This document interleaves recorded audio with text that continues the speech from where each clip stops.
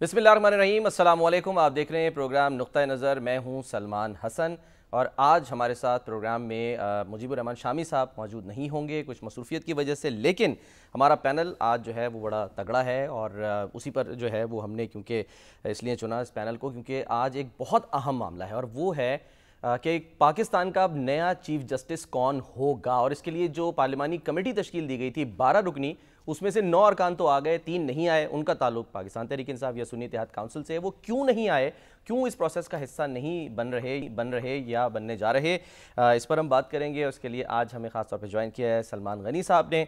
Sir welcome आपको। Bureau chief Islamabad Adeel Waraich भी हमारे साथ मौजूद हैं और सीनियर तजियाकार जनाब हफीजुल्लाह नियाजी साहब भी इस प्रोग्राम का हिस्सा हैं। सर आप सबको वेलकम, बहुत बहुत शुक्रिया प्रोग्राम का हिस्सा बनने के लिए। लेकिन सबसे पहले जो आज पार्लिमानी कमेटी का इजलास हुआ, उस इजलास की ड्यूरेशन थी 15 मिनट और 15 मिनट के बाद ये फैसला किया गया कि जो नाराज़ अरकान हैं उन्हें वापस बुलाया जाए। इजलास ख़त्म हुआ, उसके बाद आज़म नज़ीर तारड़ साहब जो हैं वो बाहर आए और बाहर आके उन्होंने क्या गुफ्तगू की, क्या बताया इजलास से मुतल्लिक़, पहले वो सुनिए फिर हम बात करते हैं उस पर। पहली स्पेशल कमेटी है पार्लियामेंट्री कमेटी 12 रुकनी, उसका पहला इजलास हुआ है। एक्टिंग सेक्रेटरी नेशनल असम्बली मौजूद थे जिन्होंने इतलाएँ भी की, उन्होंने वो प्रोसीडिंग सारी की हैं। कमेटी के अरकान जो हैं 9 अरकान ने मीटिंग अटेंड की है। कोई रुकन खुद मीटिंग अटेंड नहीं करते बावजूद, तो उसकी वजह से जो प्रोसीडिंग्स हैं वो नहीं रुकेंगी कमेटी की। और बात भी दुरुस्त है कि आपने चीफ जस्टिस पाकिस्तान का इंतखाब करना है। अगर 2 लोग या 3 लोग कहें कि हमने उसमें शिरकत नहीं करनी तो उसकी वजह से जो प्रोसेस ना रुक जाए। कमेटी में जो रिक्वायर्ड मेंबर्स हैं, नंबर जो है वो मौजूद हैं, लेकिन उसके बावजूद हमने समझा है कि हम जमहूरी लोग हैं और जमहूरियत का हुस्न जो है वो सारों का इकट्ठे होने में है, इंक्लूसिवनेस में है। आइन में इसके बावजूद इख्तियार है कि आप 8 बंदे अगर बैठे और वो फैसला कर दें, लेकिन हमने इसमें वो एक जमहूरी हुस्न के हवाले से मैं बात कर रहा हूँ, तो हमने फैसला किया है कि एक अटैम्प्ट ज़रूर की जाए कि उन्हें रिक्वेस्ट की जाए कि वो आएँ और मीटिंग अटेंड करें और दोबारा हम 8:30 बजे सेकंड सेशन कन्वीन करेंगे यहीं पे। अब पाकिस्तान तहरीक इंसाफ के जो अरकान हैं उनको मनाने की कोशिशें जारी हैं और बैरिस्टर गौहर साहब जो हैं उन्होंने फरमाया कि जी सियासी कमेटी का फ़ैसला था तो हम जो हैं वो अब इस पार्लिमानी कमेटी के इजलास में शरीक नहीं हैं। लेकिन साथ ये भी कहा उन्होंने कि कोई मिलने आएगा तो उसे वेलकम करेंगे। इनको भी सुन लें क्विकली, फिर हम आगे बढ़ते हैं अपने पैनलिस्ट की जाने। टाइम फ्रेम में हमने देने थे और उन्होंने 7 बजे तक कहा था कि 7 बजे तक दे दे।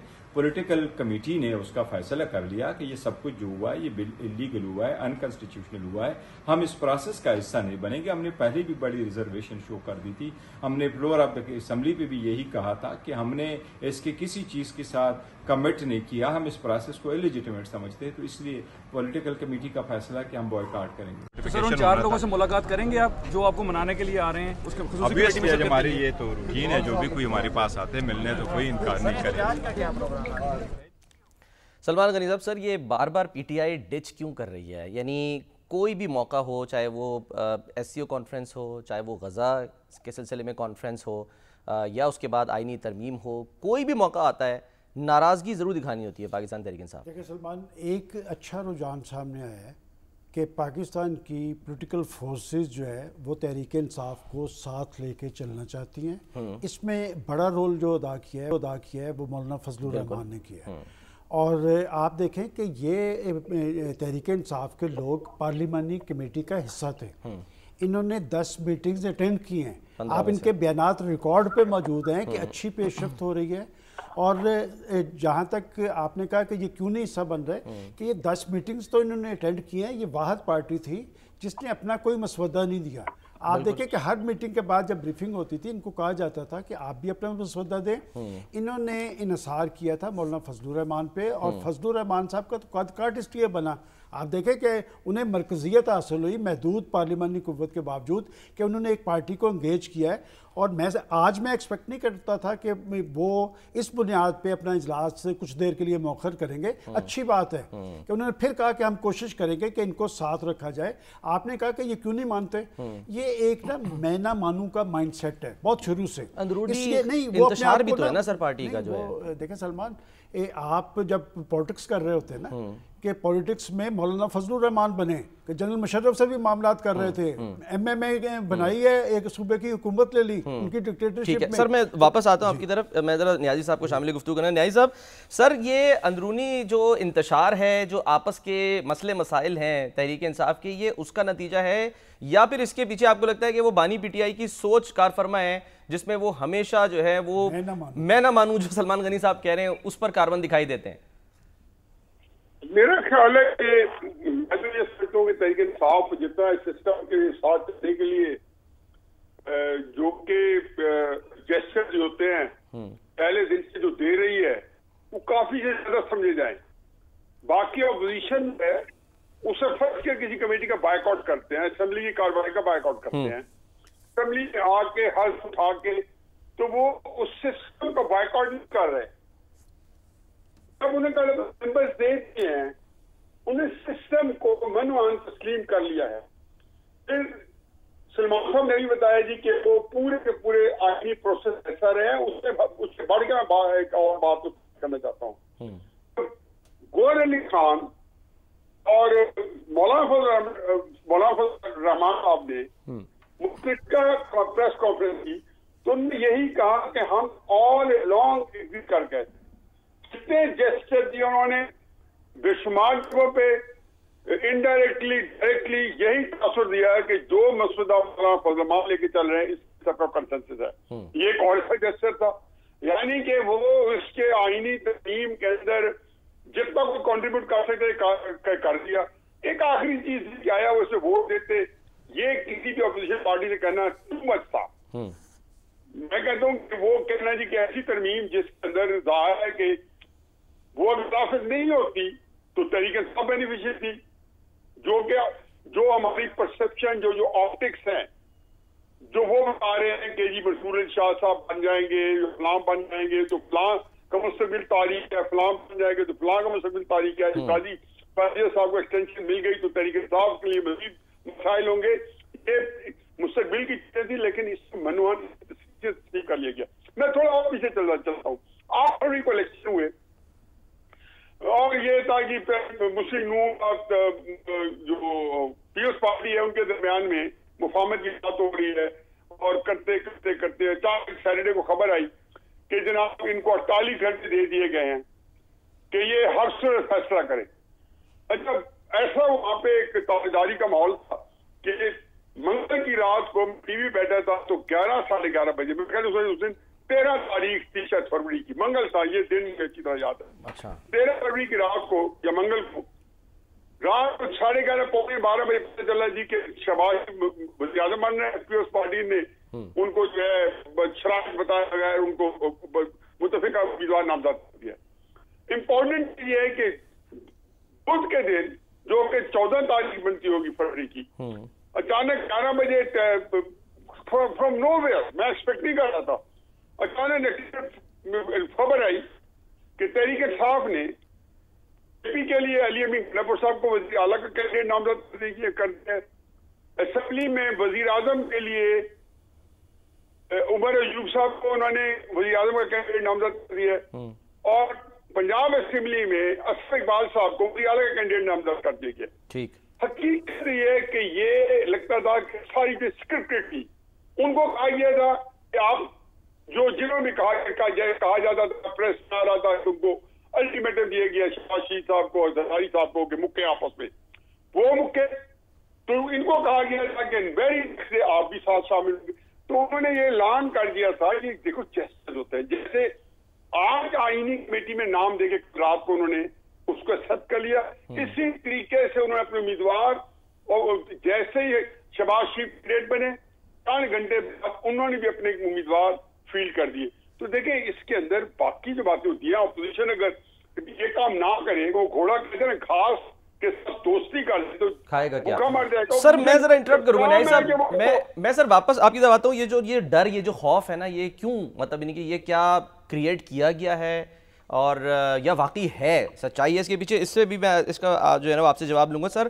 لیکن عدیل سر، میں آپ کی طرف بھی آتا ہوں۔ عدیل، یہ تاثر کیوں جو ہے وہ ہم کہہ رہے ہیں کہ یہ پیدا ہوا کہ ترامیم میں پی ٹی آئی کی ہر بات مانی گئی، انہیں شامل کیا گیا، اور اب جب ترمیم ہو گئی اس کے بعد پی ٹی آئی جو ہے وہ کہہ رہی ہے کہ نہیں جی ہم تو نہیں مانتے، اس میں تو ہماری باتیں نہیں مانیں گی، تو آئین کے خلاف ہے، ہم عدالت جائیں گے، ہم احتجاج کریں گے. یہ کیوں پھر اتنے عرصے کی یہ جو ایک ریاضت تھی یہ کیوں کی گئی؟ دیکھیں سلمان، اس جو آئینی ترمیم ہے اس کی سب سے بڑی فوری طور پہ جو بینیفیشری ہے، وہ ہم نے پہلے بھی بات کی، وہ پاکستان تحریک انصاف ہے. آرٹیکل 8 والا معاملہ دیکھ لیں. آرٹیکل 8 والے معاملے میں اگر فنڈامنٹل رائٹ سے متصادم قانون اڑا دینے کی جو بات کرتا ہے، وہ اگر اس میں کوئی ایسی پروویژن آ جاتی، اس میں سب سے پہلا ٹارگٹ کس نے بننا تھا؟ پاکستان تحریک انصاف نے بننا تھا. کون سی سیاسی جماعت ہے جو یہ کہہ رہی ہے کہ قاضی فائز عیسیٰ صاحب جو ہیں ان کو جانا چاہیے؟ باقی تو سارے ان کی تعریفیں کر رہے ہیں. وہ پاکستان تحریک انصاف ہے. سب سے بڑے فوری بینیفیشری جو ہیں وہ تو پاکستان تحریک انصاف ہے. اور اس کا ثبوت کل دے بھی دیا نا، وہ انٹرا پارٹی جو کیس تھا اس میں انہوں نے کوشش تو کی ہے. اچھا میں آپ کو ایک بات بتاؤں سلمان صاحب، ایک یہاں بڑی دلچسپ بات ہے. یہ سیاسی جماعتیں بڑی شاندار سیاست کر رہی ہیں، چاہے حکومت یعنی ٹریجری بینچز ہیں، چاہے پاکستان تحریک انصاف ہے. ٹریجری بینچز نے کیا کیا؟ بلاول نے فلور آف دی ہاؤس پہ کہا کہ بہت سی چیزیں تو ایسی نکلی ہیں جو پاکستان تحریک انصاف کی وجہ سے نکلی ہیں. انہوں نے وہ نہیں چاہتے تھے جو شکیں شامل کرنا، انہوں نے پی ٹی آئی کا نام یوز کیا ہے، مولانا کو یوز کیا، اور مولانا نے آگے پی ٹی آئی کا نام یوز کیا ہے. پی ٹی آئی کیا کر رہی ہے؟ وہ بھی اپنی کامیاب سیاست کر رہی ہے. وہ کیا کر رہی ہے؟ دیکھیں، ایک جانب ان کو بڑا بینیفٹ اس صورت میں ملا کہ انہوں نے حکومت کا پرپس بھی سرو کر دیا. وہ کلازز شامل نہیں ہیں جو نون لیگ کسی صورت نہیں چاہتی تھی، جو پیپلز پارٹی کسی صورت نہیں چاہتی تھی. انہوں نے فرنٹ پہ مولانا کو رکھا، مولانا نے بہانہ بنایا پی ٹی آئی کا. پی ٹی آئی کیا کر رہی ہے کہ انہوں نے ایک جانب اپنی پولیٹکس، اپنی کانسٹیٹوینسی، اس کو بتایا جی نہیں یہ سارا عمل ہی ٹھیک نہیں ہے جی، ہم اس کا حصہ نہیں بنتے، بینیفٹ بھی لے لیا. اب آگے کمیٹی میں آپ خود نام دے رہے ہیں، ظاہر ہے آپ کو ویسے تو نہیں اس میں لسٹ میں ڈال دیا، آپ اس کمیٹی میں شامل ہوتے ہیں، لیکن آپ اٹینڈ نہیں کرتے اجلاس. اٹینڈ کیوں نہیں کرتے؟ آپ 2 ججز کے حوالے سے ایک مختلف رائے رکھتے ہیں، ان کے حوالے سے آپ ایک پازیٹیو ایک جسچر دیتے رہے ہیں، لیکن کمیٹی میں جا کے کیا آپ ان کے خلاف ووٹ کریں گے؟ اگر نہیں کریں گے تو آپ کیا جو تیسرا نام ہے جو کہ حکومت جس پہ جو حکومت ترجیح میں پہلے نمبر پہ ہے، تیسرا نام، کیا جسٹس یحییٰ افریدی صاحب کے آپ مخالفت کریں گے؟ اگر مخالفت کریں گے تو وہ کہہ رہے ہیں ہمیں کیا ضرورت ہے، ہم ایک ایسی مخالفت جو ہے وہ مول لیں، تو اپنی سیاست بھی کریں اور جو ہونا تھا ہو گیا، اس میں ہمیں بینیفٹ بھی مل گیا. عدیل میں یہ پوائنٹ، عدیل ذرا یہ پوائنٹ میں سلمان غنی صاحب کی طرف لے کر آنا چاہ رہا ہوں، ساتھ ہی رہیے گا عدیل، ساتھ ہی رہیے گا. سر پی ٹی آئی کرنا کیا چاہ رہی ہے؟ یعنی کہ اگر وہ نہ بھی شامل ہوں، شریک نہیں ہوتے اس اجلاس میں، ٹھیک ہے کہ ابھی منانے کی کوشش کی گئی ہے، مولانا صاحب نے اسد قیصر صاحب سے ٹیلی فونک رابطہ کیا ہے، اور اس سے پہلے جو ہے وہ کامران مرتضیٰ صاحب نے یہ بیڑا اٹھایا کہ جی ہم ان کو منا لیتے ہیں، کہ ابھی 8:30 بجے یعنی کہ جب یہ پروگرام ختم ہوگا اس کے بعد اجلاس دوبارہ ہوگا، ابھی اس میں وقفہ ہوا ہے. تو پی ٹی آئی اگر نہیں بھی شامل ہوتی، 2/3 اکثریت تو ہے نا، تو حکومت کو تو کوئی فرق نہیں پڑتا. تھوڑی سی بات کو اس حوالے سے سمجھیں کہ پی ٹی آئی خود ایک نفسیاتی کیفیت سے دوچار ہے. ایک رات پہلے انہوں نے خود یہ نام دیے اور پھر انہوں نے کہا کہ یہ سارا ہی غیر قانونی عمل ہے. اور میں آپ کو حوالہ دے رہا ہوں، ان کے چیف ویپ جو ہے عامر ڈوگر، میں نے خود ان کو ٹی وی پہ سنا کہ جی یہ ترمیم سے تو میں اتفاق کرتا ہوں لیکن میں پارٹی ڈسپلن کا پابند ہوں، اور میں آپ کو پورے وثوق سے یہ بات بتاتا ہوں کہ جی یہ سارے اس عمل کا حصہ تھے. یہ اچھے لوگ ہیں، یہ قانون کی حاکمیت پر یقین رکھنے والی ہے، لیکن جب اصل جگہ پہ جاتے ہیں، اور یہی بات ہے نا، وہاں سے کیا بات نکلی کہ انہوں نے کہا کہ آپ مجھے ترمیم نہ بتائیں، آپ مجھے تحریک کا بتائیں، کہ جس تحریک کا میں نے فیصلہ کیا تھا کہ ہم نے اس ترمیم پہ اثر انداز ہونا ہے، ہم نے اس کا راستہ روکنا ہے، تم نے اس میں کیا کیا؟ تو سب ایک دوسرے کا منہ دیکھتے رہے. دیکھیں بات یہ کہ میں سمجھتا ہوں کہ یہ ایک بہت بڑا پازیٹیو سائن ہے کہ سارے عمل کا وہ حصہ رہے، اور یہاں پر وہ کیوں نہیں آئے؟ وہ نہیں آئیں گے. اور بات یہ کہ انہیں تو عدلیہ سے بڑی ریلیف ملی ہے. پاکستان کی سیاسی تاریخ میں جتنی ریلیف عمران خان صاحب کو ملی ہے کسی کو نہیں ملی. ایک دن میں 15 کیسز ان کے اگر خلاف بھی فیصلہ ہوا ہے تو وہ انہوں نے اسے فائدہ اٹھانے کی فوراً کوشش کی ہے. میں اس لیے کہہ رہا ہوں کہ وہ اصل میں ابھی میں یہ بات کہنا نہیں چاہتا، ابھی تو وہ مولانا فضل الرحمان کی تعریف کر رہے ہیں. اس وقت ایک پرسیپشن یہ ہے کہ مولانا نے ایک بڑا رول ادا کیا ہے. آپ میری یہ بات ریکارڈ پہ رکھ لیں کہ آنے والے کچھ روز میں یہ مولانا کو پھر ٹارگٹ کریں گے کہ ہمارے ساتھ ہاتھ ہو گیا. اس لیے کہ ان کی سیاست کی پہچان کیا ہے؟ سیاست کی پہچان ہے جارحانہ انداز اور احتجاجی عمل.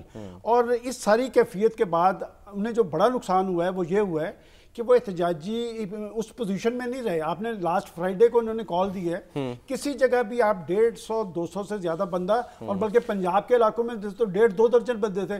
इसका मतलब ये जो बार बार की कॉल है, इन्होंने उसकी वो जो अहलियत थी ना इनके पास एहतजाज की, वो भी खो चुके हैं। सर तो फिर किस बुनियाद पे अली अमीन गंडापुर साहब कह रहे हैं मैं पूरा पाकिस्तान बंद कर दूंगा? सर मैं जरा सुनाऊं जरा अली अमीन गंडापुर साहब आज जो है वो उनके फरमान के लिए तैयार है, वो असल बंदा उस पार्टी में। हाँ वही है, उसको तो सारी सपोर्ट हासिल है। दिखाइए जी अली अमीन गंडापुर साहब। हम पूरे पाकिस्तान को ब्लॉक करेंगे, हमारा वर्कर डटा हुआ है, फ्रंट से मैं लीड करता हूँ, कमर एहतजाज होगा, कंटिन्यूस होगा। तो इस तरह की तरामीम जो रात की तारीखियों में की जाती हैं, और इससे ये जो हमारी आज़ाद अदलिया के ऊपर हमला हुआ है, एहतजाज का हम प्लान बनाएंगे, उसको इंशाल्लाह पूरे पाकिस्तान में हम करेंगे, और पूरे पाकिस्तान में हर जगह से लोग निकलेंगे। जो लोग शामिल थे, वोट की ज़रूरत तो नहीं पड़ी देने की, लेकिन उस सफ़ में शामिल हो गए थे जिन्होंने वोट दिया है, और इसके अलावा पार्टी इंक्वायरी भी कर रही है। पार्टी जो है उसको मेरे ख्याल में आज अनाउंस भी करेगी, शोकास भी देगी, और इंशाल्लाह ऐसे लोगों की कोई गुंजाइश नहीं है। जो गद्दार है, बुज़दिल है, बिकाऊ है, ज़मीर फिरोश है, उसकी कोई गुंजाइश नहीं है इस पार्टी में। हफीजुल्लाह नियाज़ी साहब, सर ये अली अमीन गंडापुर के पास क्या गीदड़ सिंगी है? ये गायब भी हो जाते हैं और फिर 12 अजला क्रॉस करके ये वापस अपने सूबे में पहुंचते हैं। इनकी बातें, इनके दावे वो किसी पे पूरा नहीं उतरते, लेकिन इसके बावजूद इनको आशीर्वाद हासिल है बानी पीटीआई का, और अभी फिर ऐलान कर रहे हैं कि जी मैं पूरा पाकिस्तान बंद कर दूंगा। हालांकि जब तरमीम हो रही थी तो ये 2 दिन बिल्कुल गायब थे, इनका कोई बयान भी सामने नहीं आया था। सर देखिए, मैं तो हकीकत है कि जो हमारा मौजूद है इसके अंदर मुझे कोई इतना ज्यादा सस्पेंस नजर नहीं आता। मुझे आप ये देखें कि तरमीम जब पेश हुई है तो तहरीक इंसाफ ने उसको अटेंड किया या नहीं किया? जब पेश हुई है तो उन्होंने उसके ऊपर लीडर ऑफ ऑपोजिशन ने तकरीर की थी या नहीं की थी? सारी तहरीक इंसाफ ने गोरे खान तकरीर की थी ना जी। तो ये सिस्टम के अंदर मौजूद थे। अब अगला जो स्टेप है ना, जिस हम पता क्यों इतने यकसू हो गए कि जी 12 की कमेटी बैठती तो तहरीक इंसाफ जो है उस 3 बंदों को जरूर बैठना चाहिए। उन्होंने नाम देख के उन्होंने उसकी फादियत कंप्लीट की। अब आ जाए अली गंडापुर, उन्होंने उसकी लेसी कर ली। अब आ जाए अली गंडापुर के ऊपर। अब अली गंडापुर ने जो आज बात की है, इससे सख्त बात जो पहले कर चुके हैं। मैं तो हमेशा कहता हूँ कि अली गंडापुर जब सख्त बात करे फर्ज की या उसको जामा पहनाए तो समझें कि सिस्टम जो है वो उसको हमारे कुछ और लोग जो है वो रिलेटेड करना चाहते हैं। अगर ना जो मैं आपको एक मिसाल दूं, इमरान खान साहब के खिलाफ तहरीक एतमाद आई 8 मार्च को, वो 15 दिन बाद स्पीकर ने पेश करी थी। वो इजलास होता था उन दिनों पर हमारे यहाँ कोई एक्टिविटी, उन्होंने 15 की बजाय 21 से लगा दिए। अब जब 7 जगह की वोटिंग होगी मार्च को फलां तारीख को, अब इमरान खान साहब ने उससे एक दिन जलसा रखा। क्या रखा? उसी दिन जलसा रखा इस्लामाबाद में, कि यानी कि मैंने उनको आने नहीं दिया। ये होती है तहरीक साहब कहती है कि आज हमने किसी को अंदर घुसने नहीं देना, हम वहां पे एहतजाज करेंगे, ऐसे भी हाल में कुछ जाएगा नहीं और हम कर देंगे। भाई आप तो भले मासों की तरह आपके साथ पूरा हिस्सा रहे हैं, blow cold blow hot policy रखी है। किसी दिन मौलाना फजल रहमान 2 दिन पहले कह रहे थे कि अगर आप बदमाशी करेंगे तो हम भी करेंगे। तरीके साहब वाले भी इस तरह कह रहे थे। ये मैं हमेशा बार बार कह रहा था कि हजूर ये तीनों के तीनों जो है वरीक हुकूमत या हुकूमत के तहादी मौलाना फजल रहमान और तरीके साहब सारे एक ही पेज पे हैं। ये मेरे नजदीक तहरीक इंसाफ ने तहरीक के जो तरामीम है उनकी हमायत की है, नवे वोट नहीं दी, अपना देना चाहिए था। उन्होंने सियासत करें या ना करें, अगर आज में बैठ के फर्ज किया, इसमें बैठ के क्या होता है, मेरी मुखालफत वोट दे देती। भाई जब आपने कबूल कर लिया तो उन्होंने आपको मेरा तो ख्याल है कि गवर्नमेंट वाकई जो बजा रही है वो उनके मेंबर उसको एक्सेप्ट करने से कि उन्होंने इस पार्लिमानी कमेटी को कबूल किया, उसके अंदर उन्होंने कहा कि हमारी सियासी कमेटी ने फैसला किया, हमारे ये नाम आप ले लें। जब नाम आए, मेरा ख्याल था कि मैं तो फर्क इस एंगल से देख रहा हूँ, हुकूमत के जेल से सोचूं तो मैं तो मुतमईन हूँ।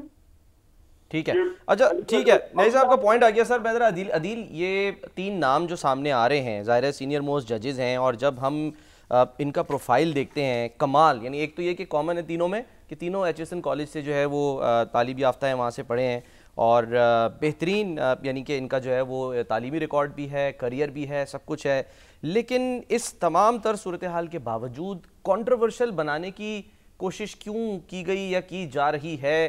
وہی والی بات جو مولانا صاحب کہتے رہے کہ جی آپ پرسن اسپیسیفک کیوں ہو رہے ہیں, آپ پرسن سے باہر نکلیں, ہم نہیں چاہتے. لیکن اب چاہے حکومتی سائٹ سے وہ خبریں یہی آ رہی ہیں جیسے آپ نے کہا یحییٰ آفریدی صاحب, اور جو ہے وہ دوسری طرف سے آ رہی ہے کہ جی منصور علی شاہ صاحب. دیکھیں یہ حکومت نے نا کچھ چیزوں میں مس کیلکولیشن کی. اگر تو وہ یہ سمجھ رہے ہیں نا کہ یہ سب کچھ کرنے سے, جوڈیشل کمیشن میں 13 میں سے 6 اپنے لوگ لے آنے سے, آئینی بینچز بنانے سے, چیزیں جو ہیں وہ جو وہ سمجھ رہے ہیں, میرا خیال ہے اس میں ان کی کچھ مس کیلکولیشنز ہیں. اب یہ جو تینوں نام پینل میں گئے ہیں نا, یہ تینوں آپس میں بڑے اچھے دوست ہیں, اور ان میں سے خاص طور پہ نمبر 1 اور نمبر 3 کا تو بہت ہی گہرا ایک تعلق ہے, بہت پرانا. اور جسٹس منیب جو ہیں وہ بھی بڑے قریب ہیں اس وقت جسٹس منصور کے. جسٹس یحییٰ آفریدی جو ہیں, اگر اچھا حکومت یہ سمجھ اس کی جو کیلکولیشن ہے یہ مس کیلکولیشن ہے بنیادی طور پہ, کیونکہ بہت سے لوگ جو سپریم کورٹ کے معاملات اور یہ ساری صورتحال پہ نظر رکھے ہوئے ہیں, زیادہ تر سے ہماری جو بات ہوئی وہ یہی کہہ رہے ہیں کہ حکومت نے جو چیز ذہن میں رکھی ہوئی ہے نا, شاید اس کو وہ آگے جا کے ملے نا. اس میں پھر یہ کیا کریں گے, اس میں پھر یہ ججز کی تعداد بڑھائیں گے, کیونکہ آپ نے جب آئینی بینچز بنانے ہیں, آئینی بینچز آپ نے اسی سپریم کورٹ آف پاکستان کے ججز میں سے بنانے ہیں, اس میں بھی حکومت کے پاس نمبر تو 6 کا ہے, اس کو 1 ہی ووٹ چاہیے جوڈیشل کمیشن میں 7 کر کے, یعنی وہ اپنی مرضی کا آئینی بینچ بنا لیں. لیکن ایسی صورتحال نہیں ہوگی جو وہ سمجھ رہے ہیں. جو اگر آپ نمبر کو دیکھیں, آپ سپریم کورٹ کے اندر ججز کی اپروچ اور سوچ کو اس وقت دیکھیں, اس نمبر کو دیکھیں, وہ جس کو ایک مبینہ طور پہ کہا جا رہا تھا جی کہ گروپنگ ہے, انہوں نے تو 8 کو کر دیا نا ٹیگ. ایسی صورتحال نہیں ہے یہ. جب یہ ہم خیال, اب جب یہ سلمان میں آپ کو بتاؤں, جب یہ آج معاملہ کنکلوڈ ہو جائے گا اس حد تک, اس کے بعد جب آئینی بینچز بنتے ہیں, لیکن حکومت جو سوچ کے بیٹھی ہے نا, آپ دیکھیے گا یہ اس کے بعد ججز کی تعداد بڑھ, کیونکہ اس میں صرف ایکٹ آف پارلیمنٹ کے ذریعے وہ کرنا ہے, وہ ججز کی تعداد کے حوالے سے یہ اس پہ یہ کریں گے, اس میں ایڈ کریں گے تاکہ اپنی مرضی کے. لیکن یہ اتنا مشکل ہوگا کیونکہ یہ تمام معاملات چیلنج ہونے ہیں. ہاں وہ تو چلے, اب آج ہم نے دیکھا چیلنج ہو بھی گئے نا سپریم کورٹ میں اور سندھ ہائی کورٹ میں, تو پٹیشن لے کے لوگ پہنچ گئے ہیں کہ یہ آئینی ترامیم جو ہیں یہ غلط ہوئی ہیں. بہرحال ان کا مستقبل کیا ہوگا, وہ جو کیس ہے وہ کون سی عدالت سنے گی, ابھی تو یہ ڈیسائیڈ ہونا ہے. سلمان غنی صاحب, سر اس کا مطلب ہے جو فیصل واوڈا صاحب کہہ رہے تھے مزید ترامیم جو ہیں وہ آئیں گی, آ سکتی ہیں, تو اس میں معاملات کو آپ کے خیال میں سیٹل ڈاؤن کیا جائے گا؟ کیونکہ ابھی کیوں یہ بات کریٹ کی جا رہی ہے؟ میں کہہ رہا ہوں ہم دیکھ رہے ہیں ان کے جو پروفائلز ہیں سر, بہترین پروفائلز ہیں, دیکھیں سلمان متنازع کیوں کر رہے ہیں؟ ایک بات تو یہ دیکھیں کہ یہ جو ایچ ای سونینز کا رشتہ ہے نا, یہ بڑا گہرا ہوتا ہے. جی ہاں, دیکھیں چودھری نثار صاحب کا اور عمران خان صاحب کا بھی رشتہ اسی بنیاد پہ تھا, اور وہ جو آپ بات کر رہے ہیں یہ ترامیم ابھی اور آنی ہے. لیکن میں اس پہ نا ایک تھوڑا سا آپ کو بتاتا چلوں کہ یہ اب جو یہ کہہ رہے ہیں نا کہ ہم اس سارے عمل کو غیر قانونی سمجھ رہے ہیں, ہم پاکستان بند کر دیں گے, یہ سیاسی معاملات میں ایک ٹائمنگ کی بڑی اہمیت ہوتی ہے. اگر یہ بات اس پارلیمانی کمیٹی کا حصہ بننے سے پہلے کہتے ہیں نا, تو شاید یہ وکلا کی تحریک کی بات کی جا رہی ہے. دیکھیں ہم تو اس کا خود حصہ رہے ہیں, ہم تو آزاد عدلیہ کے لیے جدوجہد میں شامل رہے ہیں. یہ ٹائمنگ ان کے حق میں نہیں جا رہی. دیکھیں یہ جو صرف ٹائمنگ یا کوئی اور بھی ان کے حق میں نہیں ہے؟ نہیں سر, وہ ماضی کے اندر جب یہ دھرنے دیتے تھے نا, تھپکی بھی ہوتی تھی, سگنل بھی ہوتا تھا, اور بہت کچھ ہوتا تھا, کھانوں کے بندوبست بھی ہوتے تھے. اب وہ صورتحال نہیں ہے. دراصل اس طرح کی صورتحال میں پارٹیز جب آتی ہیں نا, ماضی کے اندر ہم دیکھتے رہے کہ مسلم لیگ نون بھی اس کیفیت سے گزری ہے. پاکستان پیپلز پارٹی کے بانی کو تو پھانسی پہ لٹکا دیا گیا ہے. تو پولیٹیکل پارٹیز بیٹھ کے سوچو بچار کرتی ہیں. ایک میں آپ کو المیہ بتاؤں, یہ بات میں ان کا ایک ذمہ دار ترین آدمی نے کہی تھی کہ ہم لوگ جو پولیٹیکل تھے نا, ہمارے بانی چیئرمین جو تھے وہ ہمارے ساتھ مشاورت کرنے کی بجائے جن لوگوں پہ انحصار کر رہے تھے ان میں زیادہ وکلا تھے, اور وکلا انہیں یہ کہتے رہے کہ کورٹس ہمارے ساتھ ہیں, آپ یہ بھی کر دیں کورٹس ہمارے ساتھ ہے, اسمبلیاں توڑ دیں کورٹس ہمارے ساتھ ہے. تو بات یہ کہ یہ دیکھنا ہوتا ہے کہ آپ کو اس نیچ پہ کس نے پہنچایا, اور پولیٹیکل ویژن جو ہوتا ہے. دیکھیں آج جب ہم بیٹھ کے سارے مولانا فضل الرحمان کی سر, مجھے ایک بریک لینی ہے اور پھر بریک سوال بھی رکھیں گے کہ یہ اگر تو بقول اپوزیشن کی یہ گھڑا کھودا جا رہا ہے تو کیا کل کو خود حکومت اس میں گر سکتی ہے یا نہیں, یا کام جو ہے انہوں نے مکمل پورا کر لیا؟ ایک بریک لیتے ہیں, بریک کے بعد واپس آتے ہیں.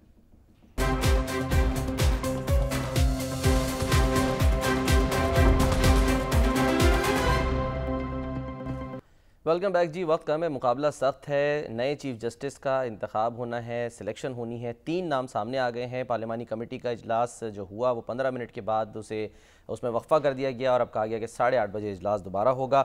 हमारे साथ हमारा पैनल मौजूद है। मैं ज़रा पहले अदील वड़ाई साहब की तरफ जाता हूँ। अदील, ये बताएँ कि क्विकली कि ये जो पार्लिमानी कमेटी है ये ज़ाहिर है 3 में से कोई एक को चुनेगी, क्राइटेरिया क्या होगा, यानी कि किस बुनियाद के ऊपर जो है वो चुना जाएगा? और दूसरा ये कि क्या आपके पास कोई खबर है कि कोई नाम फाइनल हो गया है और सिर्फ ऐलान होना बाकी है या नहीं? देखें, जो कमेटी है उसने 2/3 मेजॉरिटी जो है टोटल मेंबरशिप की, यानी जो 8 बनती है, और वो 8 पूरे नंबर हैं। अगर सिर्फ नून लीग और पीपल्स पार्टी और MQM जो हैं ये एक पेज पे हैं, जो कि बज़ाहिर हैं, तो इसके लिए इवन उनको JUI फे की भी जरूरत नहीं है, कामरान मुर्तज़ा उसका हिस्सा है, लेकिन वो मिलाएं तो 9 बन जाते हैं। अगर इसमें PTI नहीं भी शामिल होती, नंबर तो पूरा है। और इसमें जो हुकूमती ज़राए कहते हैं कि याया अफरीदी जो हैं वो उनकी तरजीह में है। उसकी रीज़न ये है कि खुद इनके अपने जो स्टेटमेंट्स हैं उनको निकालें तो उनका जो मसला था वो नंबर 1 नंबर 2 के हवाले से ये हमेशा बात करते हैं। लेकिन इसमें दिलचस्प बात ये है कि रोल उनका रहेगा, वो सिस्टम का हिस्सा है, उन्होंने आगे चलना है। प्रैक्टिस एंड प्रोसीजर का मामला हो, आगे जो बेंचेस की कॉन्स्टिट्यूशन का मामला हो, उनकी अपनी ज़ाती एक प्रोफेशनल दोस्ती का मामला हो, तीनों की, वो बहुत ज़्यादा स्ट्रांग है। तो जो हम इससे पहले बात कर रहे थे, अब इसमें से जो तीसरा नाम है जस्टिस याया अफरीदी का, उसके हवाले से हमारे जो इंफॉर्मेशन के मुताबिक जो ज़्यादा हुकूमती तरजीह में तो वही नाम है। और उनकी जो रिटायरमेंट है वो वैसे तो 2030 में होनी थी, लेकिन अगर वो चीफ जस्टिस बनते हैं तो उनको 65 साल से 2 साल कबल रिटायर होना होगा, क्योंकि इस तरमीम के अंदर 3 साल का जो टेन्योर है वो बना दिया गया कि आपकी मुद्दत मुलाजमत अगर अभी बाकी भी हो, लेकिन अगर आपने 3 साल बतौर चीफ जस्टिस अदिल साथ ही रहेगा, तो आपको रिटायर होना पड़ेगा। ठीक है, ओके। हफीजुल्लाह नियाज़ी साहब, सर एक तो ये कि जो पॉइंट उठाया था सलमान गनी साहब ने कि वो देख रहे हैं कि आने वाले दिनों में PTI जो है वो एक बार फिर मौलाना फजलुर रहमान साहब को तनकीद का निशाना बनाएगी, या हम ये समझें कि मौलाना साहब जो है वो ज़ेर अताब आने वाले हैं दोबारा या नहीं? नहीं, मेरा नहीं ख्याल कि ऐसा होगा, क्योंकि तहरीक इंसाफ है ना मौलाना के साथ एक वर्किंग रिलेशन रखेगी और ये उनकी जरूरत है और वो इस तरीके से नहीं चलेगी। पहली बात यह है कि एक तो छोटा सा मैं कमेंट देता जाऊं, सलमान गनी साहब ने कहा जी कि एचएसओनियन के बड़े तलक्का बड़े स्ट्रांग होते हैं। उन्होंने कहा जी कि जो निसार साहब और इमरान खान साहब सेल होते तो स्ट्रांग नहीं थे। इमरान खान साहब तो जब 97 में पेट्रोलियम मिनिस्टर बने तो जलसों में उनके कहते थे इस बंदे की कीमत जो है सिर्फ पेट्रोलियम मिनिस्ट्री है, और इमरान खान साहब ने कुछ पे नहीं किया था। लेकिन उससे भी अच्छे रिलेशन तो जो है ना उनके फर्स्ट क्लास फेलो भी है, जो स्पीकर की कुर्सी बैठे उसका नाम अयाज सादिक है। तो मेरा ख्याल है कि इस मुकाबले में ना रहे कि ये सियासत के जो मफादात होते हैं ना वो इससे बालातर होते हैं कि आपके एशियन कॉलेज में है या किसी और कॉलेज में है। ये तो है एक जिमनी सी बात। अब रही बात आपकी मौलाना फजलुर रहमान साहब जो है उनका, मेरा ख्याल कोई ऐसी सूरत हाल पैदा होगी। मैं तो ये समझता हूँ कि अभी तक ये एक गहरी अंडरस्टैंडिंग के साथ है। इमरान खान साहब को जो है एक आइसोलेट किए हुए हैं और ये जो सारे हैं तकरीबन ये एक ही पेज के हैं। मैंने आपको पहले जो अपना जो पहले जो सवाल है उसके जवाब में बताया था कि कौन से मौका है कि जिस तरीके से तहरीक इंसाफ ने कोताही दिखाई है, इस कम से कम जो ये बनी 8 फरवरी की और उसके अंदर वो साथ साथ चलते आए हैं। आपको चाहे वो उनके असेंबली का हिस्सा बनना था या भी आईनी प्रोसेस या उसकी पार्लिमानी कमेटी जो है उसको क्या थी, वो थी एक आईनी जो तामीम है या इस तरह की जो कानून साजी है उसकी किसने करनी है, वो तो पार्लर पार्सल है। उसके अंदर तो बैठ के सारी चीजें उसी के ऊपर से एक पार्लिमानी कमेटी के अंदर निकले तो उन्हें कहा कि सारे मुतफिक हो गए थे। तो मेरा ख्याल है कि कोई ऐसी बात। दूसरी सबसे अहम बात यह है कि मैं ये समझता हूँ कि अब इमरान खान साहब ये तहरीक साहब जो बाहर आपकी मौजूद है इसको इंडिपेंडेंट इमरान खान को देखना होगा, क्योंकि ये सारे के सारे जो है ना کہ ناحا کا مجبور پر تہمت مختاری کی، چاہے یا سواب کرے، ہم کو اگست بدنام کیا. ٹھیک ہے سر، میں معذرت آپ کو انٹرپٹ کروں گا پروگرام میں، کیونکہ اور سب کے پاس ایک ہی اسکرپٹ. ٹھیک ہے سر، ایک ایشو ہے بڑا اہم اور اس پہ بھی ہم نے بات کرنی ہے. سر ایک فکر، ہاں کہہ لیں. سر میں یہ کہنا چاہ رہا ہوں کہ جو بھی ہوگا وہ ایچسونین ہوگا، اور یہ دیکھ کے کیا جائے گا کہ اس نے جوڈیشل کمیشن کا سربراہ بھی اس نے ہونا ہے. تینوں ایچسونین ہے سر. اچھا جی، جو ترمیم ہوئی اس میں یہ کہا گیا کہ 1 جنوری 2028 سے جو سودی نظام ہے اس کا مکمل خاتمہ ہو جائے گا. کیا یہ ممکن ہوگا؟ اسی پر ہم بات کریں گے، اور اس کے لیے جو ہے وہ ہمارے ساتھ موجود ہے مفتی زبیر صاحب، جو کہ اسلامی نظریاتی کونسل کے ممبر ہیں. مفتی صاحب السلام علیکم. سر ٹھیک ہے، ترمیم ہو گئی آرٹیکل 38 پیراگراف F، لیکن یہ ممکن ہو پائے گا آپ کے خیال میں؟ اور وقت پر ہم یہ دیکھیں گے کہ یہ جو سب چاہتے ہیں کہ یہ سودی نظام اس کا خاتمہ ہو، یہ ممکن ہو سکے گا؟ بسم اللہ الرحمن الرحیم. سب سے پہلی بات تو یہ ہے کہ اسی وقت ممکن ہو سکے گا جب اب اس کے ذیلی قوانین، خاص طور پر بینکنگ کے کئی قوانین اور بینکنگ کوڈز کے کئی قوانین بھی بنائے جائیں، نیتیں درست ہوں، اور اب ایک گائیڈنگ پرنسپل ہم کو مل گیا ہے. اور میں یہ سمجھتا ہوں کہ یہ ایک ایسی ترمیم ہے جو سودی خاتمے سے متعلق ہے، جس کا پہلے وفاقی شرعی عدالت نے باقاعدہ آرڈر بھی دے رکھا ہے. اور آپ کے پروگرام کے توسط سے میں ایک وضاحت بھی یہاں پر کر دوں کہ بعض لوگ یہ کہہ رہے ہیں کہ شاید وفاقی شرعی عدالت نے تو 2025 یا 26 تک ختم کرنے کا کہا تھا، انہوں نے ترمیم کے ذریعے 28 تک کھینچ لیا. ایسا بالکل بھی نہیں ہے. ججمنٹ کے اندر جو 27 رمضان کو جسٹس انور صاحب نے وفاقی شرعی عدالت میں باقاعدہ فیصلہ دیا تھا، اس میں سیم یہی تاریخ ہے، یعنی 31 دسمبر 2027. اور اب ترمیم کے اندر کہا گیا ہے 1 جنوری 2028. عملاً وہ ایک ہی تاریخ بنتی ہے.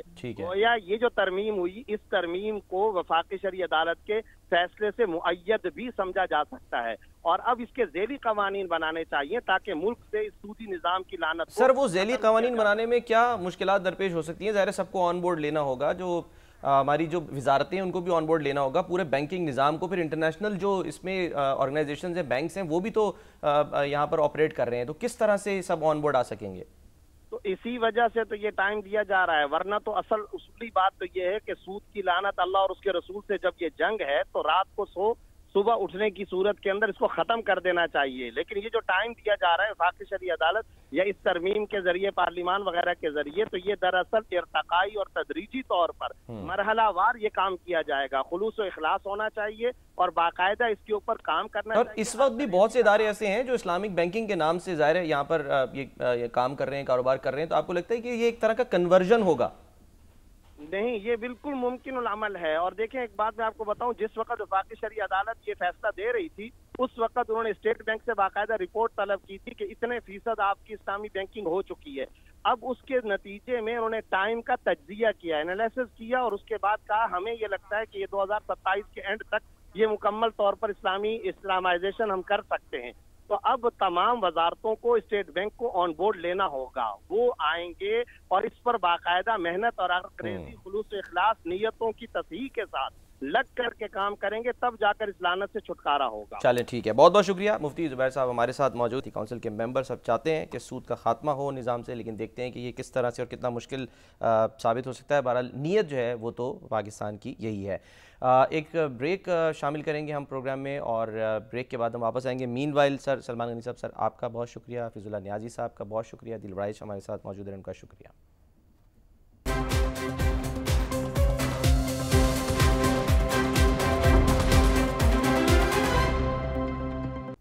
پروگرام کا وقت ختم ہوتا ہے. ناظرین اپنا خیال رکھیے. اللہ حافظ.